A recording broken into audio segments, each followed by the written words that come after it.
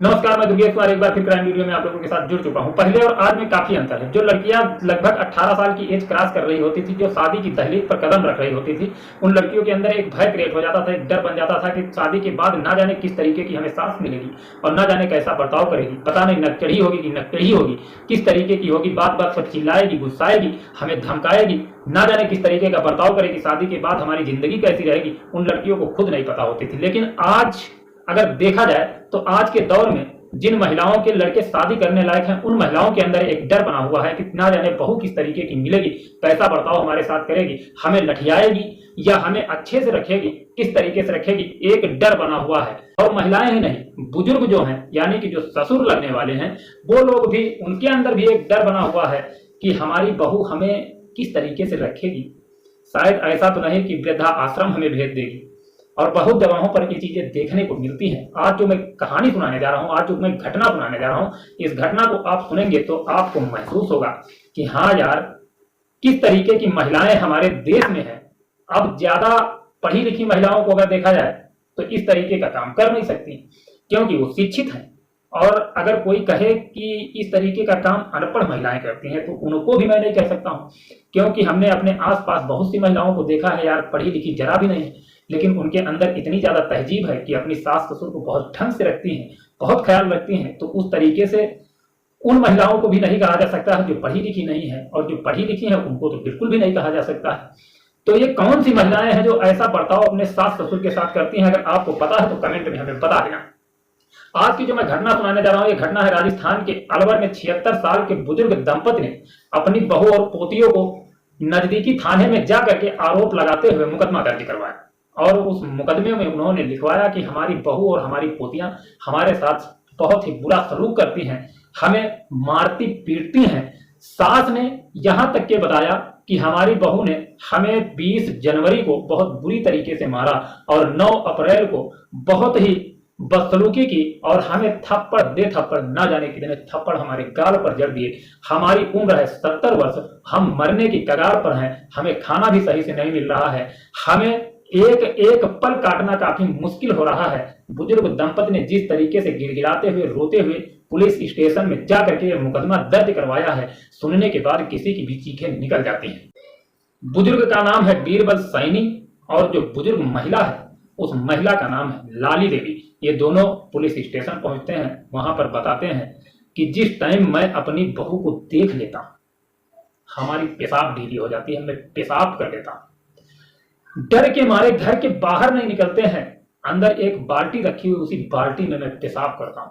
इस तरीके की बातें जिस समय पुलिस स्टेशन में बुजुर्ग दंपति ने बताई तो पुलिस वालों की भी हालत खराब हो गई कि एक बहू अपनी सास और अपने ससुर के साथ इस तरीके का बर्ताव कर रही है, और पोतियां जो अपने दादा और दादी को संभाल सकती हैं, उनकी परवरिश कर सकती हैं, उनका ख्याल रख सकती हैं। अच्छा, एक चीज बताइए, हम आप अक्सर देखते हैं कि दादा और पोतियों के बीच में बहुत ही गहरा रिश्ता होता है, बहुत अच्छा प्रेम होता है, अक्सर हमें आपको देखने को मिलता है।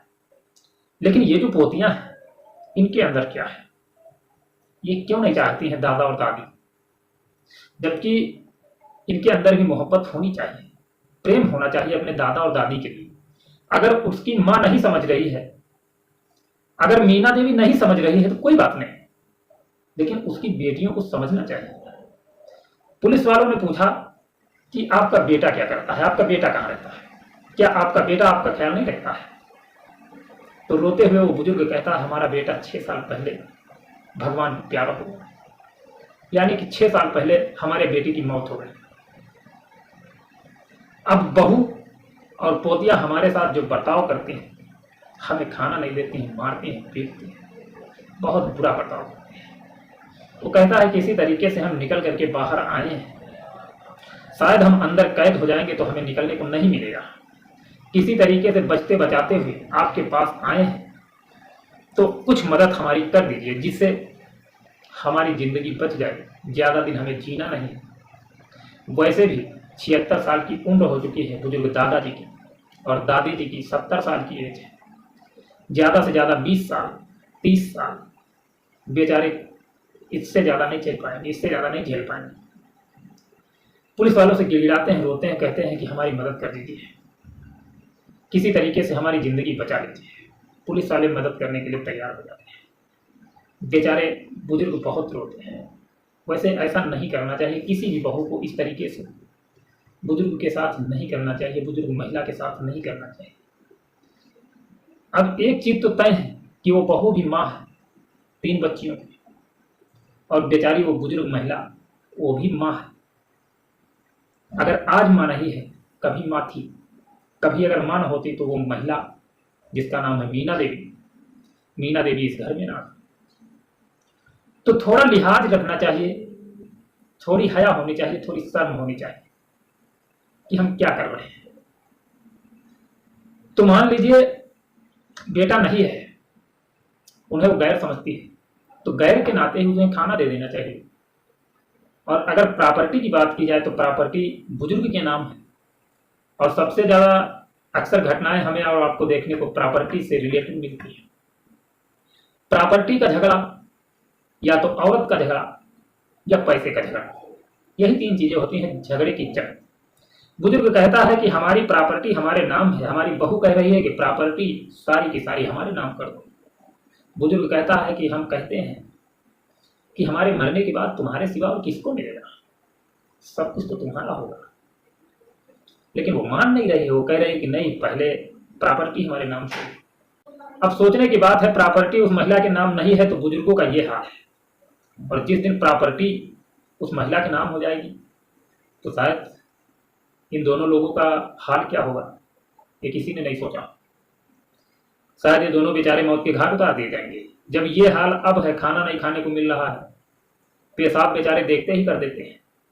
मतलब इतना खौफ, इतना डर।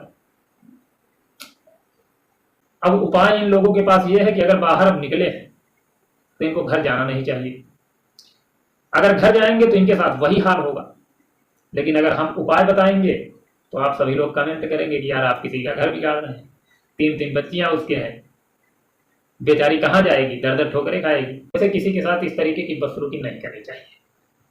यार जिंदगी सभी की है, सभी को जीने का हक है। संविधान भी हमें और आपको जीने का हक देता है। अपनी जिंदगी अपने हिसाब से गुजारने का सभी का अधिकार है, सभी का हक है। इस हक को यार कोई ना छीने। इस हक को छीनने से हासिल कुछ नहीं होगा, सिर्फ बददुआ के सिवा और कुछ नहीं मिलेगा। तो हम यही कहेंगे कि काम वो करो कि किसी की हाय न लगे, किसी की बददुआ न लगे, और जिंदगी आराम से आसानी से कटती रहे। रहना किसको है यार, सभी को जाना है, ये रास्ता है। कोई चढ़ेगा तो कोई उतरेगा, तो क्यों परेशान हो। अक्सर हम आप देखते हैं, आए दिन देखते हैं, न जाने कितनी घटनाएं सुनते हैं कि लोग आए और गए। बहुत से लोग आते हैं डेली, बहुत से लोग जाते हैं। इसीलिए हम कहते हैं कि रास्ता है, कोई चढ़ेगा कोई उतरेगा, क्यों परेशान होना यार। 4 दिन की चांदनी है, फिर अंधेरी रात है, फिर आगे क्या होगा, कुछ नहीं। हमारी आपकी आंखें बंद, कहानी खत्म। कुछ नहीं है इस दुनिया में।